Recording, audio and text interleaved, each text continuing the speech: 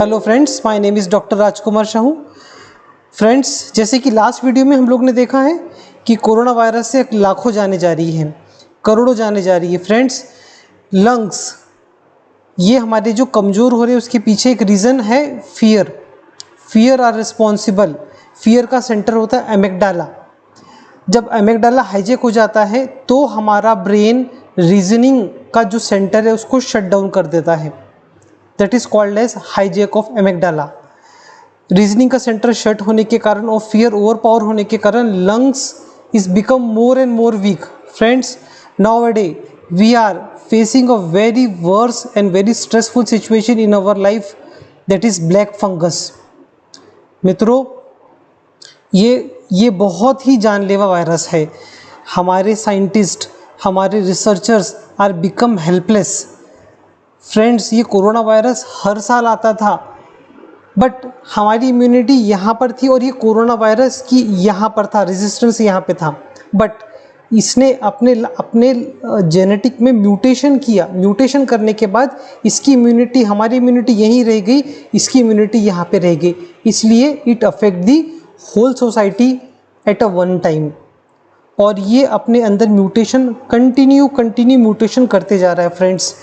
But आज जो हम लोग फंगल ब्लैक फंगस का जो शिकार हो रहे हैं, इसका एक मोटा और एक बड़ा रीज़न हमारे है ये बहुत हाई लेवल पर जो हम लोग ने एंटीबायोटिक स्टेरॉइड्स का यूज़ किया है। WHO की सख्त गाइडलाइन थी कि there is no antibiotic is effective on this coronavirus. Remdesivir it may help, but long term medical study से ये प्रूव हो गया कि remdesivir injection has not at all effective, but on the contrary उन्होंने हमारी immunity कम कर दी।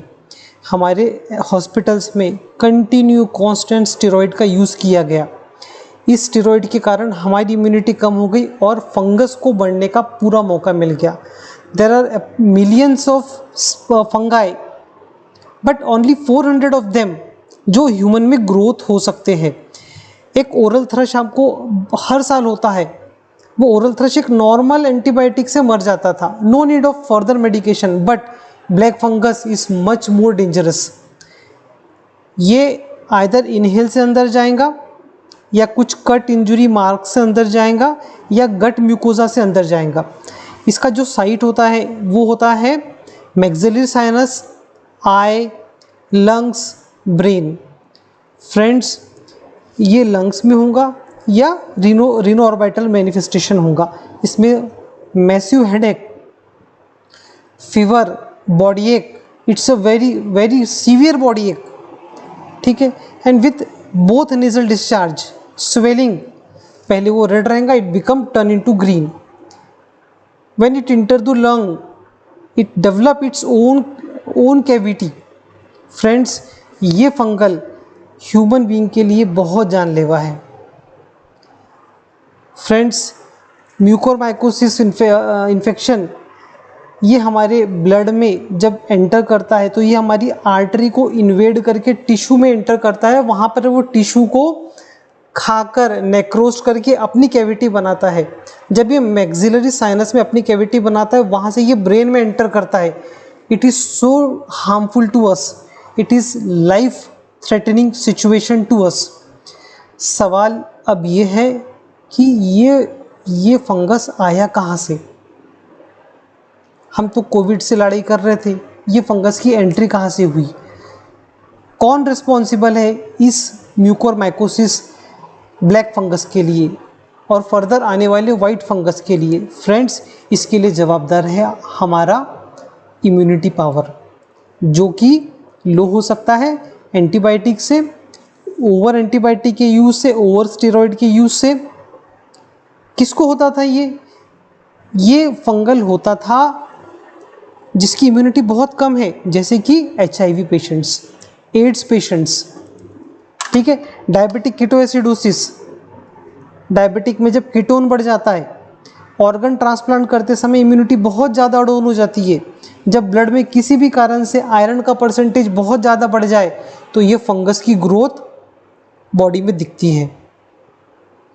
और ये टिश्यू को नेक्रोज सड़ाकर खाकर ये अपना ग्रोथ उस एरिया में डेवलप कर लेता है। फ्रेंड्स, फीवर, हेडेक जैसे इसके सिम्टम है, स्वेलिंग इसके सिम्टम है। ऑन द कॉन्ट्ररी, जब हमारे पास एक बहुत एडवांस उन्नत इम्यूनिटी पावर है, दो तरह की इम्यूनिटी पावर होती है, एक रैपिड रिस्पॉन्स, एक slow response and long term response. जब कोई भी बैक्टीरिया वायरस की एंट्री हमारे बॉडी में शरीर में होती है, अदर वो फंगस हो, वायरस हो या बैक्टीरिया हो, तो हमारी इम्यूनिटी उस बैक्टीरिया वायरस को किल करती है। हमारे पास T cells, B cells, lymphocytes, इस तरह के आरबीसी, डब्ल्यूबीसी, इस तरह के इम्यूनिटी पावर है जो कि उस बैक्टीरिया वायरस की एंट्री को रोकते हैं और उसको डाइजेस्ट कर लेते हैं, उसको खा डालते हैं। एक सिंगल इनहेलेशन में करोड़ों बैक्टीरिया, करोड़ों वायरस आप अंदर लेते हो, तो आपको हमेशा इन्फेक्शन होता है? नहीं, नॉट एट ऑल। हमारा immunity are enough to kill that bacteria and virus. जब वो हार्मफुल प्रोडक्ट अंदर आता है तो हमारा शरीर उसको जो antigen as a foreign body treat करता है और उसको पूरी तरह से खा डालता है, डाइजेस्ट कर देता है, डिस्ट्रॉय कर देता है और बॉडी के बाहर फेंक देता है। It is so advance inbuilt immune system in our self. Friends, हमारे पास बहुत अच्छे सैनिक हैं जो हमारी इम्यूनिटी, जो हमारे शरीर की रोग प्रतिकारक शक्ति के कारक है। ये हमारे सैनिक हमारी रक्षा करते हैं। ये सैनिक हमको बीमारी से लड़ने के लिए हमारी इम्यूनिटी को बढ़ाते हैं, बैक्टीरिया वायरस को किल कर डालते हैं। ठीक है फ्रेंड्स, जब कोई भी हार्मफुल एंटीजन हमारे शरीर में दाखिल होता है तो हमारे शरीर में मौजूद इम्यूनिटी, हमारे शरीर में मौजूद T cells, B cells, lymphocyte, macrophage, ये उस इन्वेडर्स को खा डालते हैं। बट जब भी किसी कारण से हमारी इम्यूनिटी कम हो जाती है तो ये बैक्टीरिया वायरस हमारे ऊपर हावी हो जाते हैं। फ्रेंड्स, हमारे लाइफ में हुई stressful situation are responsible for lowering the immune system.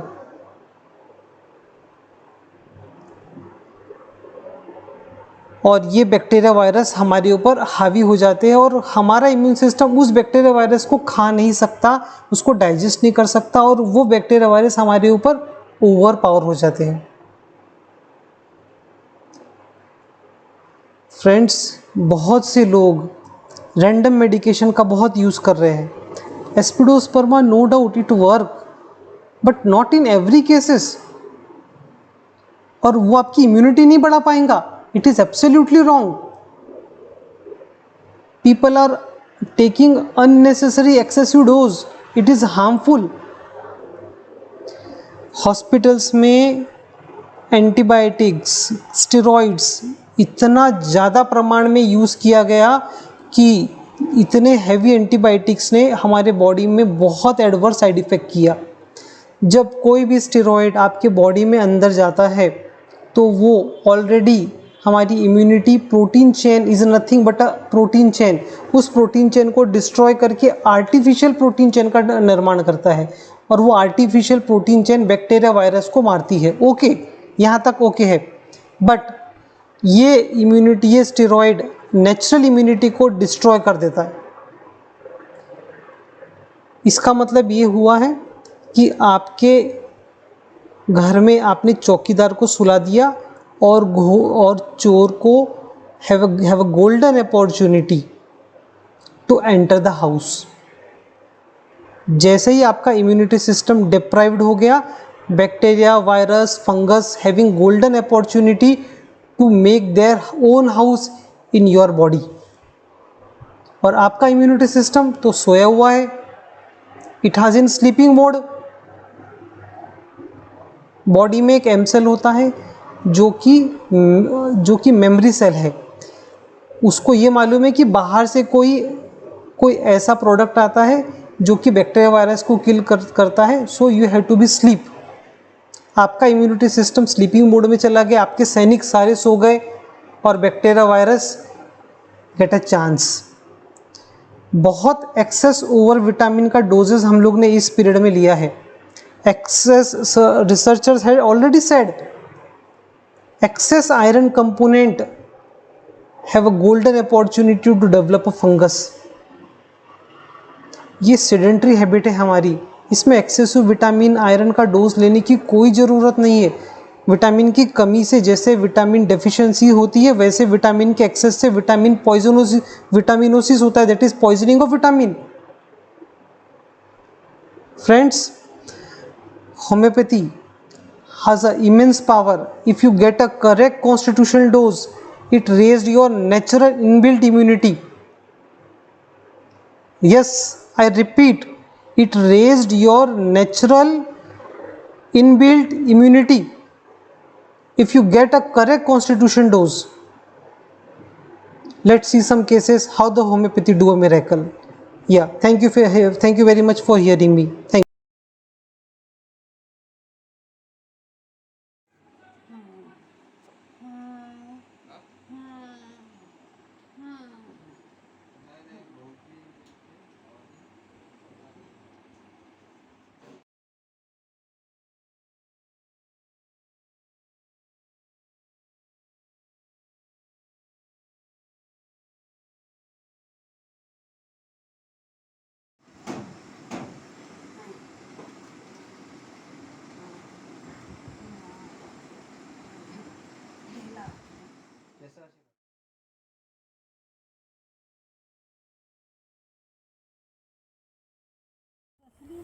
तरी पण खूप झाली. हो, आणखीन आणखी ते इथे होतं अटकल्यासारखं वाटते आणि गळ्यात असं होतं. आधीपेक्षा काय फरक पडला?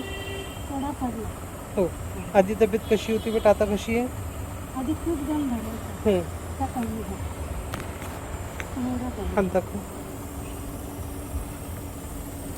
चांगलं उठत पण नव्हती सर ती. हो, बसू पण शकत नव्हते ना आधी. आता स्वतःहून उठते, बसते ती. आणि जास्त दम छाटायची आता नाही छाटत ती.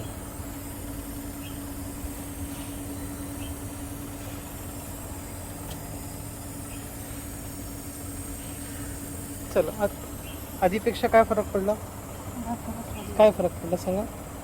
म्हणजे थोडं उठल्यानंतर खूप दम भरायचा, आता थोडा कमी. आता बसू शकता तुम्ही हा. थोडाफार. हां, चालता येते तुम्हाला? हो, चालता येतं चालता पण दम येते, भरतो. जास्त दम भरतो. बरं. मधाची जाळीत बसली तर खूप दम. मध्यात तुम्ही असं उठू पण शकत नव्हते.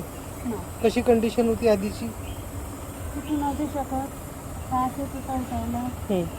आता पण मला असं सरळ वगैरे झालं तर त्रास म्हणजे खोकला येतो खूप. बरं. आणि डाव्या कडावला होतं. डाव्या कड्यावर झालं तर आणि उजव्या कडावर चांगला. उजवी कड्यावर बरं वाटते. हो. ठीक. बट जसं आधी अस्वस्थ होते तसे नाही आहे. ऑक्सिजन किती लागत आहे आता? फोटो किती लागत आहे? फोटो आहे 8-9-10 वर. आता स्पीडली झालं बसली त्याच्यामुळे नाही तर बसली तर नॉर्मल.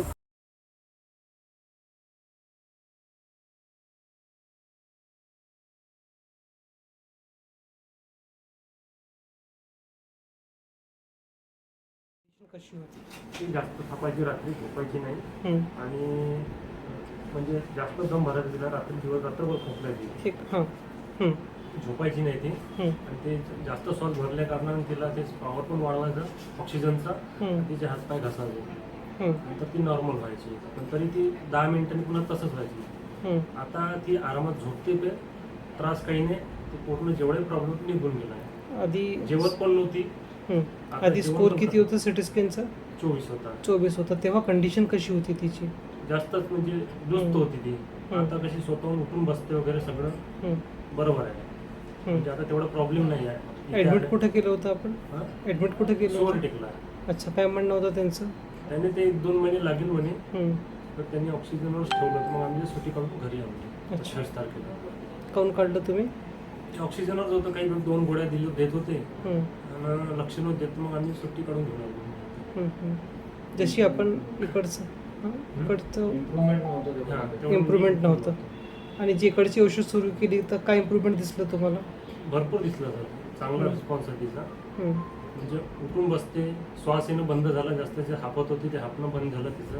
हम्म. आणि रात्री पण झोप चांगली लागते, जेवत होती, लॅट्रिन नव्हती होत, आता लॅट्रिन पण लघवीवर बरोबर करते ती. हम्म. आणि जेवण पण चांगली करते आता. ती उठून बसू शकत नव्हती ना? नव्हती, आम्हाला उचलून बसवावं लागे तिला. हम्म. आता ती स्वतः बसते. थोडीफार चालते पण. हो चालते. किती दिवस झाले ट्रीटमेंटला?